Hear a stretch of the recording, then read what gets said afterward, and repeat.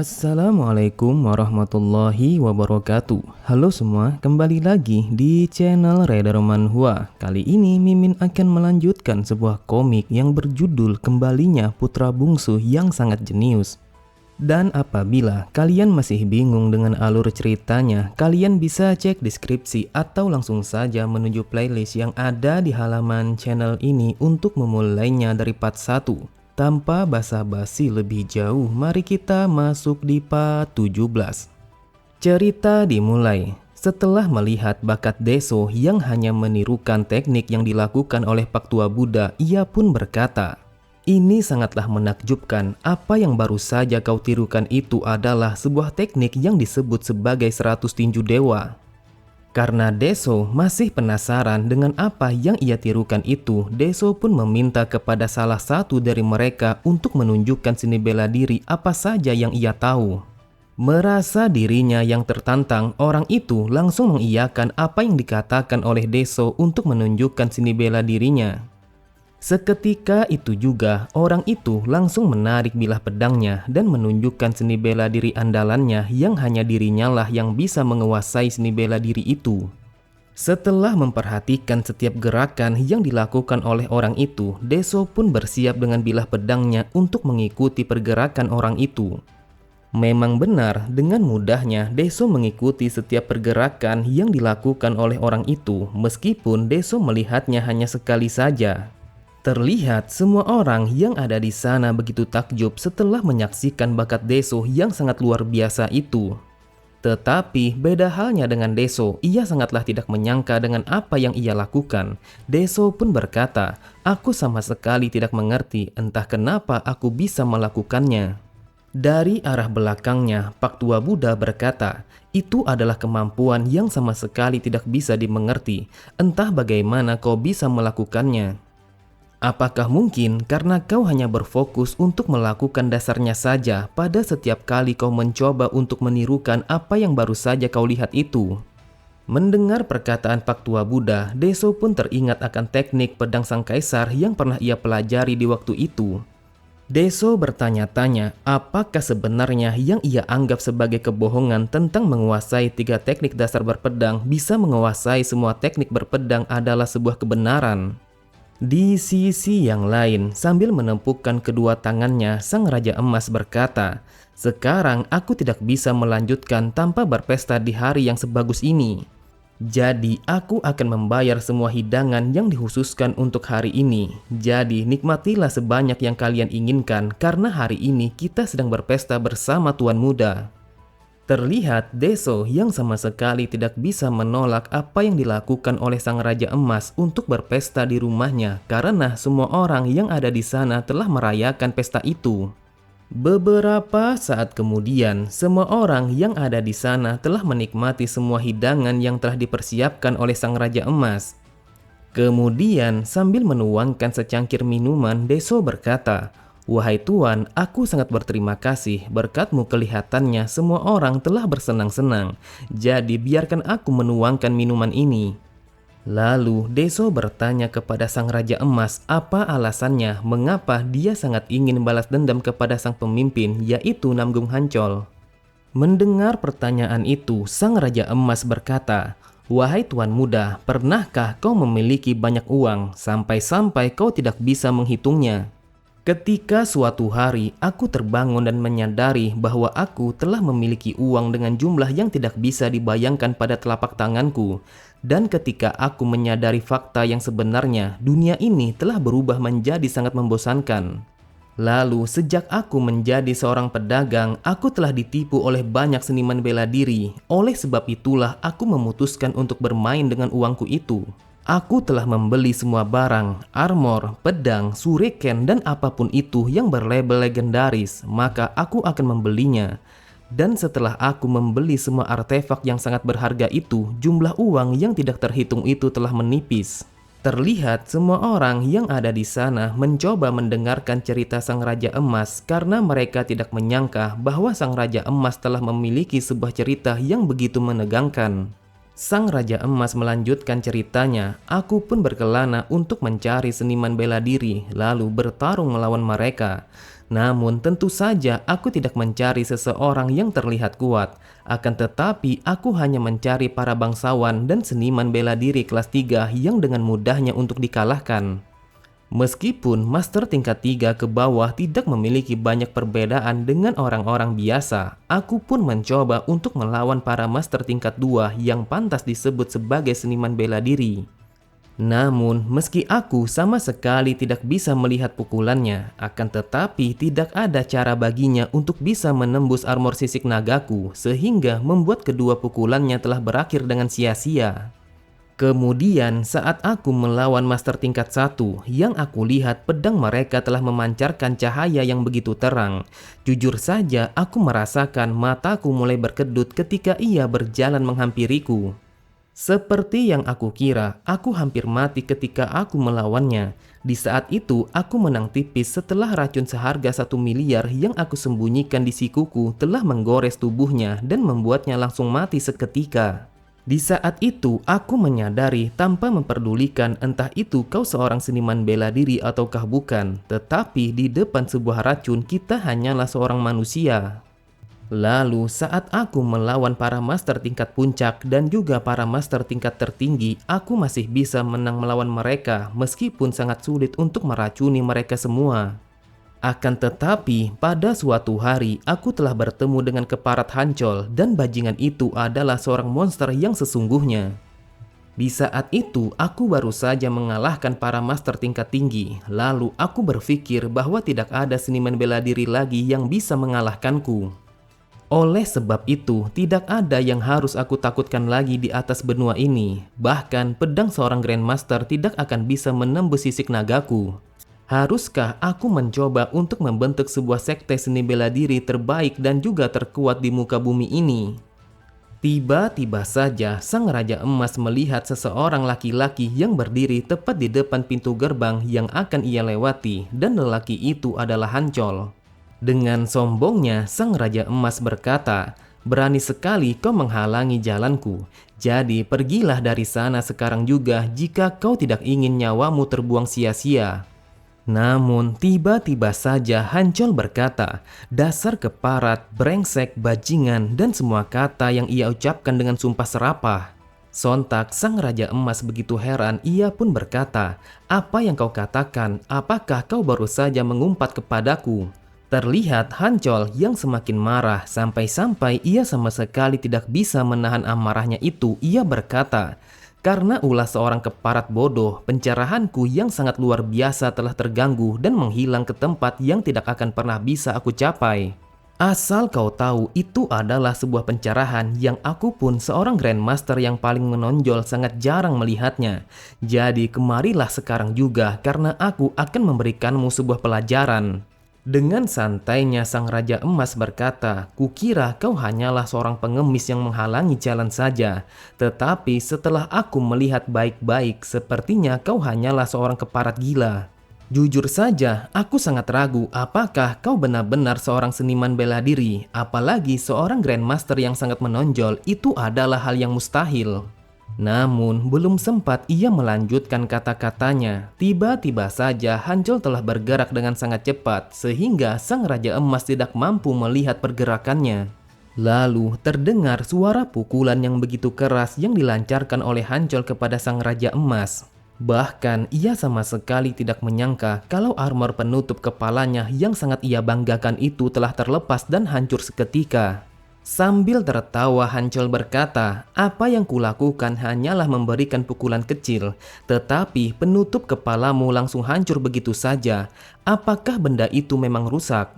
Terlihat Sang Raja Emas langsung mengambil salah satu senjatanya yang terselip di balik armornya. Ia pun berkata, "Apa yang kau katakan? Berani sekali kau menghina armor legendarisku ini." Seketika itu juga Sang Raja Emas langsung menarik senjatanya untuk menyerang Hancol, dan terlihat ada begitu banyak jarum-jarum yang keluar dari dalam senjata itu.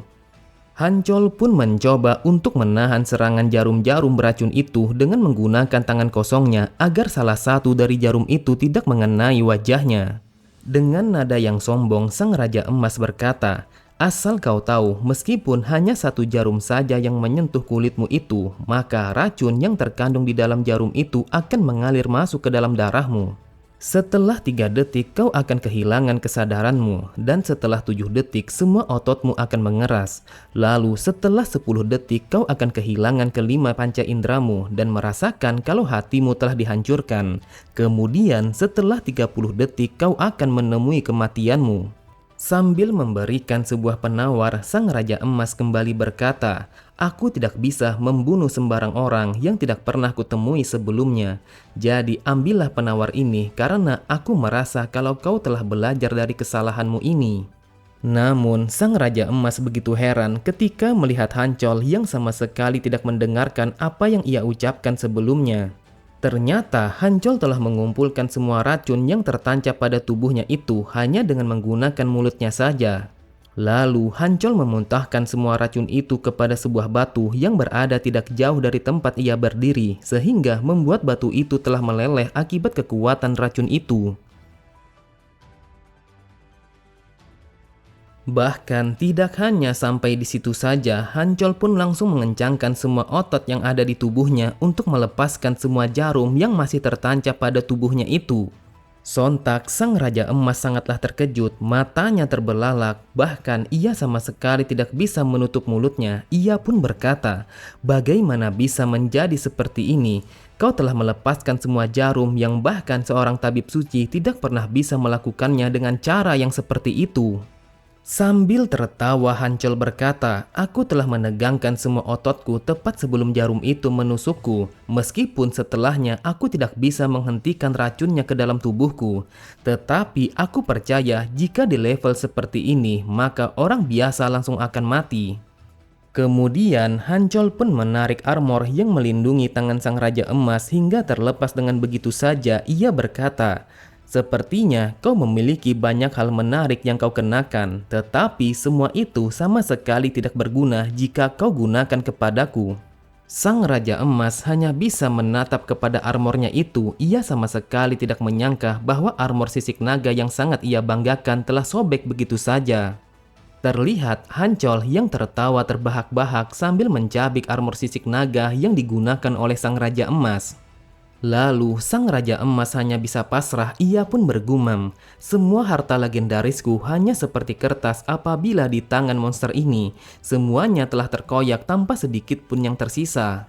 Setelah itu Hancol hanya tertawa sembari berkata, "Tidak kusangka aku telah mendapatkan sebuah pemanasan yang menyegarkan seperti ini. Jujur saja aku tidak tahu sudah berapa lama aku tidak pernah merasakan hal yang seperti ini."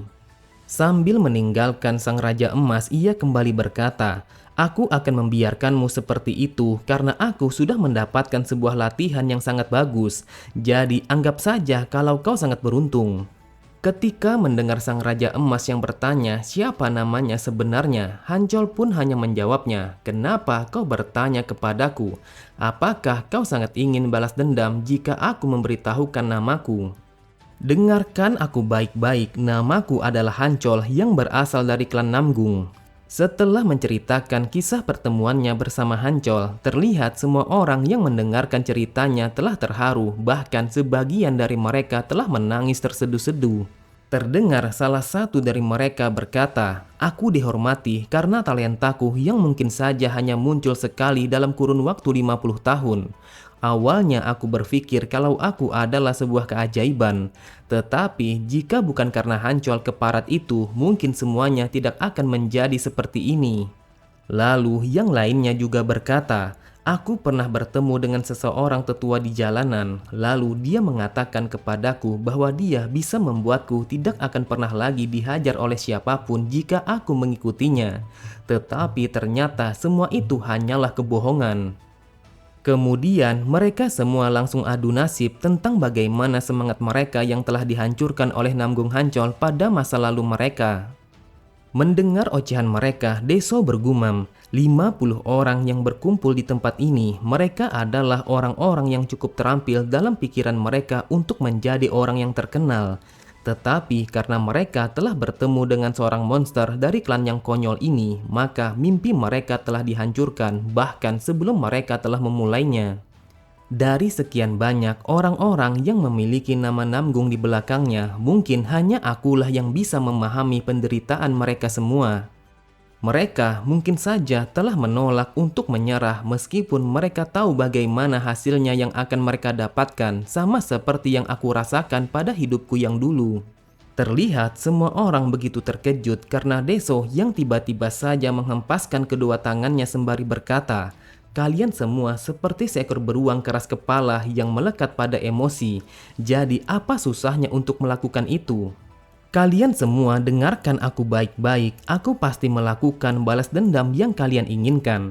Oleh sebab itu, aku akan mengabulkan permintaan kalian itu."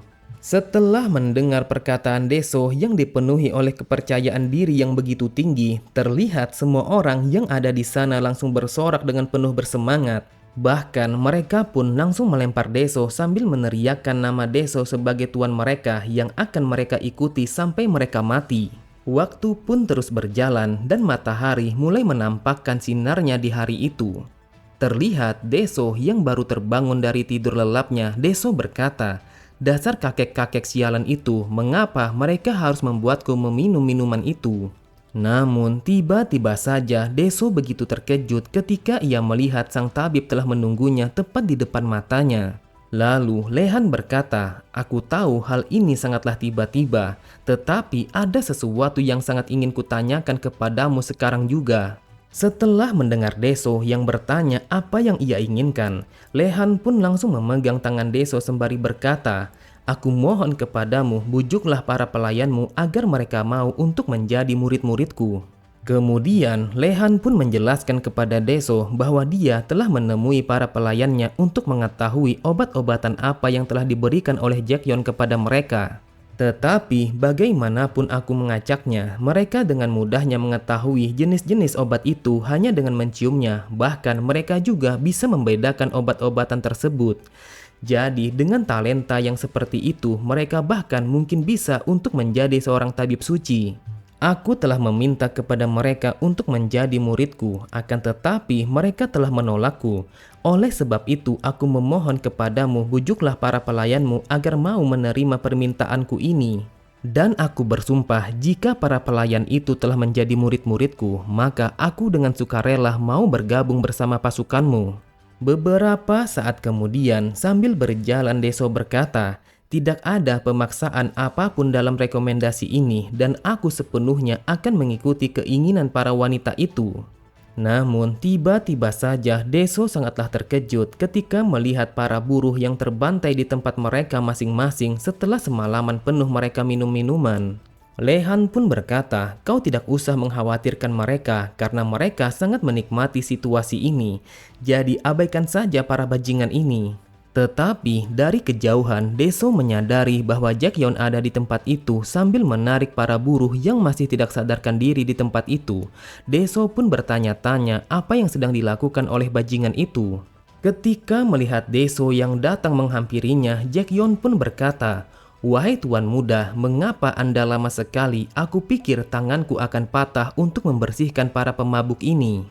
Bukannya merasa iba, akan tetapi Deso hanya tertawa. Ia berkata, "Asal kau tahu, ini adalah pemandangan yang sangat menyenangkan karena melihatmu telah menderita seperti ini, dan aku sangat menikmati dengan pemandangan ini."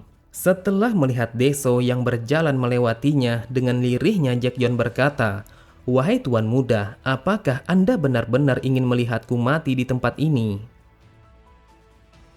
Oke semua, cukup sampai di sini dulu pembahasan alur cerita kita. Sampai jumpa di video selanjutnya. Wassalamualaikum warahmatullahi wabarakatuh.